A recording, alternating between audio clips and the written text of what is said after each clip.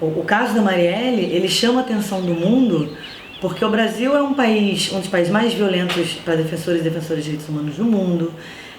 A gente mata muitos defensores e defensoras de direitos humanos e deixa esses assassinatos sem respostas, principalmente quando a gente fala de defensores da terra, como povos indígenas, quilombola. E isso não é amplamente divulgado, né? A gente tem essas estatísticas sendo denunciadas, mas também com o interesse de quem busca, né, esses assuntos. Então, o que tem de diferente na execução da Marielle é que ela é uma parlamentar democraticamente eleita e o Brasil respeita poucas coisas, né, no seu cenário político. Uma delas é essa característica de você ter poder político, ter poder econômico. Isso não é o comum. O comum no assassinato da Marielle é o fato dela ser uma mulher, dela ser uma representante LGBT, dela ser uma mulher negra, dela vir de favela. Esse corpo da Marielle é o corpo descartável no Brasil, né? A gente tem hoje a nossa juventude negra sendo dizimada com índice de genocídio, a gente tem os nossos povos indígenas também sendo dizimados com índice de genocídio. E isso é o que é a violência comum, que é o cotidiano do Brasil. E o exterior pouco sabe disso, né? Porque isso não é amplamente divulgado. Agora, quando uma parlamentar é executada dessa forma e isso fica sem resposta, o mundo para olhar para o Brasil e fala assim: eita, peraí, tem alguma coisa errada, né? O que vocês estão fazendo? Porque coloca num requinte de crueldade, num outro nível de violência, que é uma violência que é muito mais explícita e com um simbolismo diferencial, porque é um simbolismo que vem agregado de características de poder. Então a gente tem um crime político, a gente tem um crime com clara participação de agente do Estado. Quando a gente vai olhar até agora o rumo das investigações, ver como as coisas foram se dando, com participação da milícia, participação de agente do Estado e, obviamente, com uma figura política por trás disso que se julga tão poderosa a ponto de poder tramar a morte de uma parlamentar e acreditar que porque ela era esse corpo que o Brasil descarta, isso ficaria por assim mesmo. Então eu acho que a resposta social a isso, seja a mobilização que a gente tem no Rio de Janeiro, no Brasil e no mundo, seja a resposta que a gente dá nas urnas, quando elege para a Alerj, para a Câmara dos Deputados Estaduais do Rio de Janeiro, 3 mulheres negras, que eram mulheres que saem do gabinete da Marielle, que eram assessoras dela.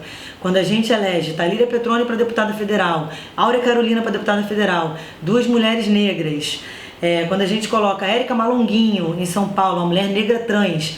Isso é uma resposta que é esse efeito de tsunami Marielle, né? Esse é um efeito que é uma resposta nas urnas de que a gente não vai aceitar barbárie. Quando você retira essa mulher desse espaço, à força, na truculência, o recado é: a gente não vai aceitar esse tipo de gente aqui, disputando o espaço da política institucional. Então a gente tinha todos os motivos para dar um passo atrás e falar: eles estão dispostos a tudo, eles vão continuar nos matando. Só que a gente sempre morreu. Então, o mais significativo, se a gente pode ver alguma beleza nessa tragédia toda, é compreender que a morte da Marielle, ela ressignifica uma luta. Ela ressignifica uma luta quando as mulheres negras, mais do que nunca, pegam fôlego, coragem e vão para o fronte para dizer que não vão mais aceitar os seus corpos tombando e que vão disputar todos os espaços, inclusive os de poder. Quando a população LGBT acolhe toda a luta, recebe, transforma isso numa rede de articulação internacional que hoje tem um amplo diálogo com a rede LGBT do mundo inteiro, e isso num acolhimento, numa força de a nossa família existe, seremos de resistência e nenhum LGBT volta para o armário. Então a gente tem um movimento feminista cada vez mais articulado contra esse governo, que é um governo muito machista, que é um governo de retirada de políticas das mulheres, muito violento, não só no seu discurso, mas na sua prática de política. E as mulheres se articulam, vão para a rua para dizer: nós vamos continuar legislando sobre os nossos corpos, quer vocês gostem ou não. E isso é agora um campo de disputa. Então a gente começa a colocar a luta num outro lugar, seja de articulação, seja de força, e a Marielle se torna um símbolo disso. Um símbolo de ressignificação de luta, um símbolo de ressignificação de esperança. E essa foi uma leitura possível, né, para a noite do 14 de março. A leitura, certamente, para quem tramou isso, que era menos provável. Acho que eu, enquanto companheira da Marielle, enquanto militante de direitos humanos, enquanto mulher feminista, mulher lésbica, mesmo já com engajamento na política antes da noite do 14 de março, se alguém me contasse que algo parecido pudesse acontecer, eu ia achar muito pouco provável.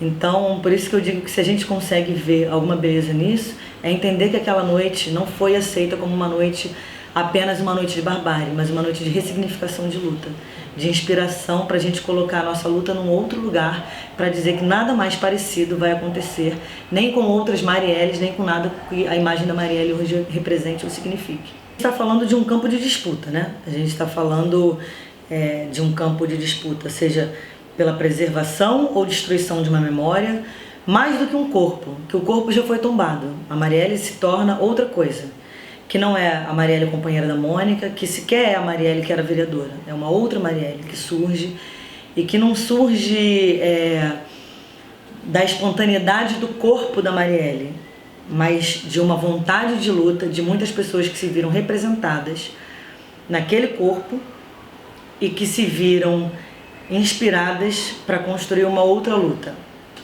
O discurso que a ultradireita faz a respeito disso é que era um resgate da ordem vigente, que estavam restabelecendo a ordem.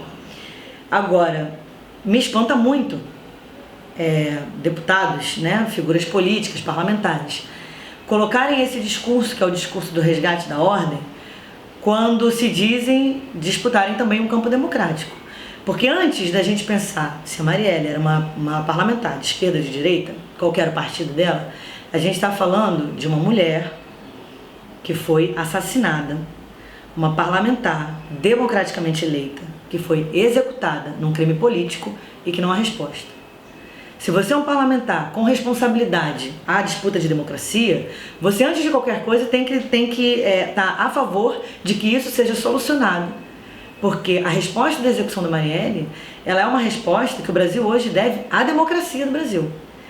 E que deve hoje à população mundial, porque extrapolou as fronteiras do Brasil. O mundo quer saber quem foi que mandou matar a Marielle Franco. A gente pode olhar para a história do Brasil e entender que a gente é um povo que sempre foi educado a não acreditar na política. A gente cresce ouvindo a frase de que todo político é corrupto, de que o Brasil não tem jeito, de que nada vai mudar. A gente é educado a isso não por acaso, isso é um projeto de poder, né? Isso é um projeto de poder da ultradireita para manter a população cada vez mais desacreditada. E aí quem consegue fazer política são aqueles que têm um alto poder econômico aquisitivo, que são quem consegue fazer grandes campanhas. Isso está dado, isso é uma leitura.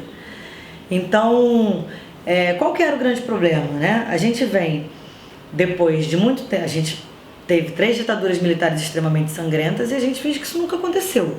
Diferente dos outros países da América Latina, que falam sobre isso, né, para que não se repita, né, que fazem museus para contar essa história, para as pessoas verem o que foi a violência, o que foi a dor, e entender que isso não pode mais acontecer nunca mais na história. A gente não faz isso. A gente tem um presidente, torturadores, que acha que tem que fazer homenagem à ditadura militar. Então você veja que loucura é essa, né? Quando a gente tem população que vai para a rua com cartaz saudando o torturador da época da ditadura militar, a gente percebe que a gente está muito adoecido da nossa humanidade. Mas isso também é um projeto de poder. É óbvio que eu entendo que a luta que eu faço hoje, ela não é uma luta que eu vá ver resultados efetivos da maneira como gostaria. É uma luta para gerações, né? Mas é uma luta que tem que ser travada para que as próprias gerações, as próximas gerações se inspirem e sigam daqui lutando e deem continuidade a isso.